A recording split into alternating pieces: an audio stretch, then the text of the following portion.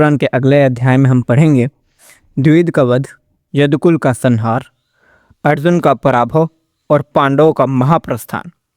बहुत सारी कथाएं हैं। ये चैप्टर लंबा भी हो सकता है, तो इसलिए हम इसको अलग अलग वीडियो में अलग अलग चैप्टर में ब्रेक डाउन भी कर देंगे। चलिए शुरू करते हैं। व्यास जी कहते हैं, मुनियों, बलशाली भगवान बलराम जी ने जो और पराक्रम किया था वह भी सुनो।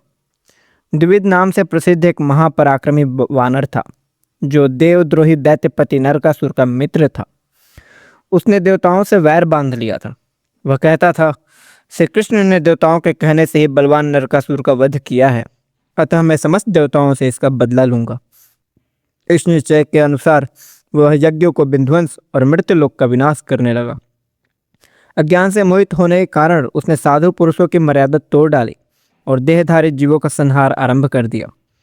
वह चंचल वानर देश, नगर, गांव में आग लगाने लगा। कहीं कहीं पर्वत गिराकर गांवों आदि को कुचल डालता था। पर्वतों को उखाड़कर समुद्र के जल में डाल देता था और स्वयं भी समुद्र के भीतर घुसकर उसका मंथन आरंभ कर देता था। इससे क्षुब्ध होकर समुद्र अपनी सीमा लांघकर आगे बढ़ जाता और तट पर बसे हुए गांवों तथा नगरों को डुबो देता था। वानर द्विविद इच्छानुसार विशाल रूप धारण करके खेतों में लौटता, घूमता और खेती को कुचल कर नष्ट कर डालता था। उस दुरात्मा ने संपूर्ण जगत के विरुद्ध कार्य आरंभ कर दिया। कहीं कोई स्वाध्याय और वसटकार का नाम लेने वाला नहीं था। सब संसार अत्यंत दुखित हो गया था। एक दिन रैवत पर्वत के उद्यान में बलभद्र जी तथा महाभागा रेवती विहार कर रहे थे। उनके साथ ही और भी सुंदर स्त्रियां थीं। बलभद्र जी रमणियों के बीच में विराजमान थे और वे उनके सुयस का गान कर रही थी। इसी समय द्विविद भी वहां आया और उनके सम्मुख खड़ा हो उन्हीं की नकल करने लगा।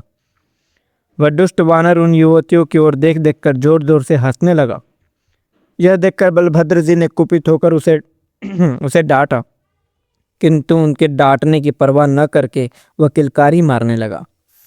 तब बलराम जी ने उठकर बड़े रोष के साथ मुसल हाथ में लिया। उधर वानर ने भी एक भयंकर शिलाखंड उठा लिया और उसे बलभद्र जी पर चलाया, किंतु उन्होंने मुसल से मारकर उस शिला के सहस्त्रों टुकड़े कर दिए। द्विविद ने बलराम जी के मुसल का वार बचाकर उनकी छाती में बड़े वेग और रोष के साथ घूसा मारा। यह देख बलराम जी ने भी क्रोध में भरकर मुक्के से उसके मस्तक पर प्रहार किया। इससे वह रक्त वमन करता हुआ निर्जीव होकर पृथ्वी पर गिर पड़ा। गिरते समय उसके शरीर के आघात से उस पर्वत शिखर के सैकड़ों टुकड़े हो गए, मानो उस पर वज्र गिरा हो। उस समय देवता बलराम जी के ऊपर फूलों की वर्षा तथा उनकी भूरी भूरी प्रशंसा करने लगे और बोले, वीर, आपने यह बड़ा अच्छा कार्य किया। यह दुष्ट वानर दैत्य पक्ष का सहायक था। इसने संपूर्ण जगत को संकट में डाल रखा था। सौभाग्य की बात है कि आज यह मारा गया।